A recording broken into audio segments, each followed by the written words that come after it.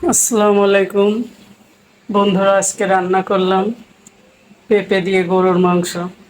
আপনারা আগে এভাবে রান্না করেছেন কিনা আমাকে কমেন্ট করে জানাবেন। আসুন আমি কিভাবে রান্না করলাম সেটা আপনাদের দেখাই। এই যে মাংস কেটে নিয়েছি, পেঁপে কেটে নিয়েছি। এখন চুলায় কড়াই বসিয়ে দিলাম, দিয়ে দিলাম পরিমাণ মতো তেল।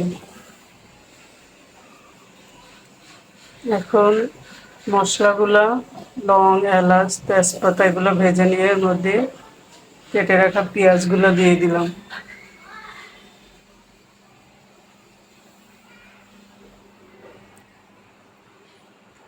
এগুলো একটু ভেজে নিয়ে এর মধ্যে বাটা মশলাগুলো দিয়ে দেবো।